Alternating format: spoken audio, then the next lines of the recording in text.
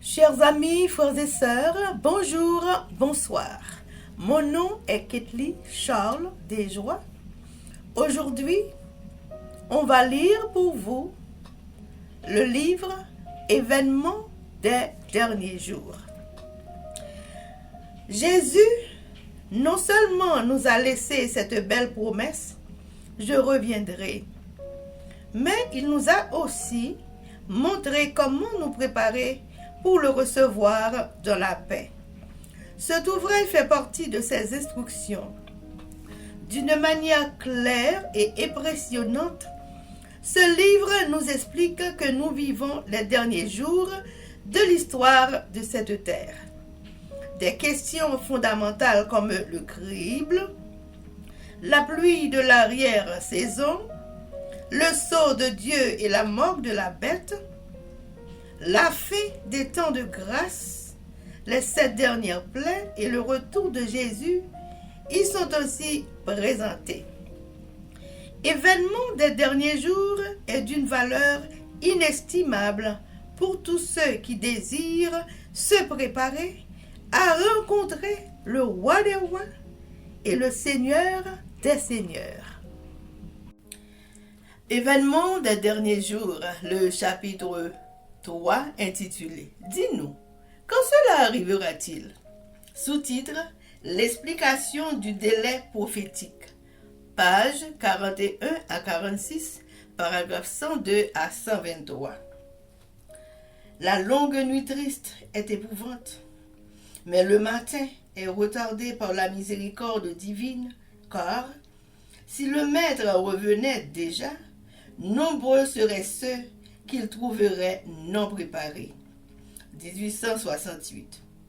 Si les adventistes, après la grande déception de 1844, s'étaient fermement accrochés à leur foi, et s'ils avaient avancé ensemble dans le chemin ouvert par la providence divine, acceptant le message du troisième ange, et s'ils l'avaient proclamé au monde avec la puissance du Saint-Esprit, ils auraient vu le salut de Dieu. Le Seigneur aurait travaillé puissamment pour eux. L'œuvre aurait été achevée et le Christ serait déjà revenu pour donner sa récompense à son peuple. Ce n'était pas la volonté de Dieu que la venue du Christ soit ainsi retardée. Pendant 40 ans, l'incrédulité, les murmures et la rébellion ont éloigné l'ancien Israël de la terre de Canaan. Les mêmes péchés ont retardé l'entrée de l'Israël moderne dans la Canaan céleste. Les promesses de Dieu n'ont failli en aucun des deux cas. L'incrédulité, l'esprit du monde, le manque de consécration et les querelles au sein du peuple qui se réclame de Dieu nous ont retenus en ce monde de péché, de tristesse, dans cette vallée de l'homme. 1883. Si l'Église de Dieu avait accompli le travail qui lui a été assigné selon l'ordre de Dieu, le monde entier aurait déjà été averti et le Seigneur Jésus serait revenu sur notre terre avec puissance et une grande gloire. 1898. Les promesses de Dieu sont conditionnelles. Les anges de Dieu, dans leur message aux hommes, représentent le temps comme très court. C'est ainsi qu'il m'a toujours été présenté. Il est vrai que le temps s'est prolongé plus longtemps que nous le pensions au premier jour de ce message. Notre Sauveur n'est pas apparu aussitôt que nous l'avions espéré. Mais la parole de Dieu a-t-elle failli pour autant? Non pas. Nous devons nous souvenir que les promesses, tout aussi bien que les menaces de Dieu, sont conditionnelles. Nous devons peut-être rester sur cette terre à cause de l'insubordination manifestée il y a de nombreuses années, comme les enfants d'Israël.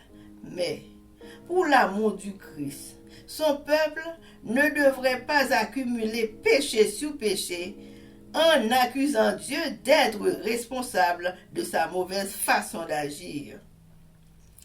1901. Ce que Jésus attend. Le Christ languit de voir sa manifestation dans l'Église. Lorsque le caractère du Christ sera parfaitement reproduit dans son peuple, alors il reviendra pour le réclamer comme le sien propre. 1900. C'est le privilège de tout chrétien, non seulement d'attendre, mais de hâter la venue de notre Seigneur Jésus-Christ. Si tous ceux qui portent son nom portaient du fruit à sa gloire, comme le monde serait vite ensemencé de la semence de l'Évangile. La dernière moisson serait vite récoltée et le Christ viendrait réunir le précieux grain. 1898. Il nous a donné le pouvoir, par notre coopération avec lui, de provoquer la fin de ce monde de misère. Les limites de la patience divine. Avec une précision sans erreur. Celui qui est infini compte les péchés de toutes les nations, tandis que sa miséricorde renouvelle les appels à la repentance. Ce compte débiteur demeure ouvert, mais à partir de certains chiffres fixés par Dieu, alors le ministère de sa colère commence. 1882. Dieu garde le souvenir des péchés des nations. Les chiffres gonflent leur compte débiteur dans les livres du ciel. Et lorsque sera établie la loi selon laquelle la transgression du repos du premier jour fera l'objet d'un châtiment, alors leur coupe sera pleine. 1886. Dieu enregistre les péchés des nations. Quand viendra le temps où l'iniquité aura dépassé les bornes de la miséricorde divine fixée d'avance, la patience de Dieu s'épuisera. Lorsque la somme des péchés enregistrés dans les livres du ciel touchera à son comble, alors la colère de Dieu se déchaînera. 1889. Bien que la patience de Dieu supporte longtemps le transgresseur, il y a une limite que l'homme pécheur ne saurait dépasser. Lorsque cette limite ultime est atteinte, alors les offres de la grâce sont retirées. Et c'est le ministère de la justice qui commence. 1890. Le temps vient où dans leur fausseté et leur insolence, les hommes atteindront un degré de méchanceté que le Seigneur ne leur permettra pas de dépasser. Et ils apprendront alors que la patience de Jéhovah a des limites. Il est une limite au-delà de laquelle les jugements de Jéhovah ne peuvent être retardés. 1914. La transgression a presque atteint sa limite extrême. Le temps durera un peu jusqu'à ce que les habitants de la terre aient rempli la coupe d'iniquité. Et c'est alors que la colère de Dieu, si longtemps retardée, s'éveillera et ce pays de la lumière boira la coupe sans mélange de sa colère. 1863. La coupe d'iniquité est presque pleine et la justice rétributive de Dieu est sur le point de descendre sur les coupables. La méchanceté des habitants de la terre a presque atteint le comble de l'iniquité. Cette terre est sur le point d'être abandonnée par Dieu au destructeur. La transgression a presque atteint sa limite extrême. La confusion remplit le monde et une grande terreur va bientôt s'étendre sur les êtres humains.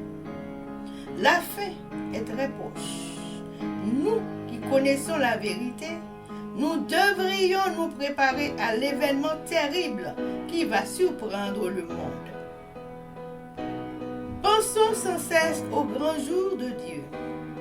Nous devons apprendre à penser sans cesse aux grandes scènes du jugement, en sorte que, lorsque tout sera révélé, la pensée du grand jour de Dieu aura un effet sur notre caractère. Un frère m'a dit, « Sir White, pensez-vous que le Seigneur viendra dans les 10 années à venir?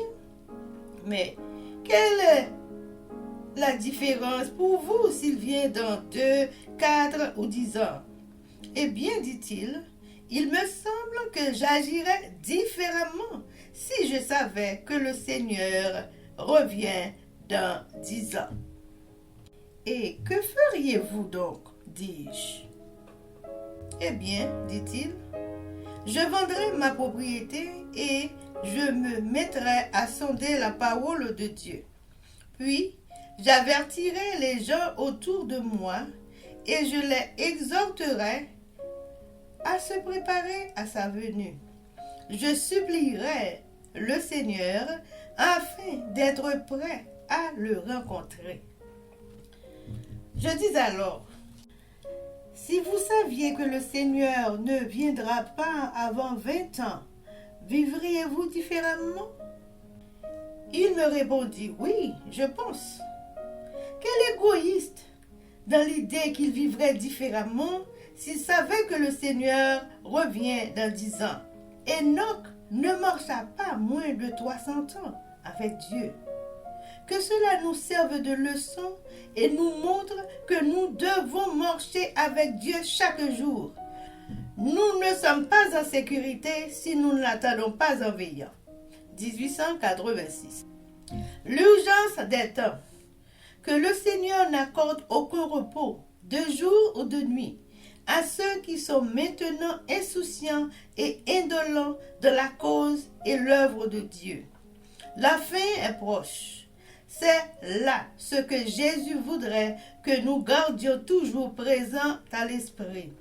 L'urgence des temps.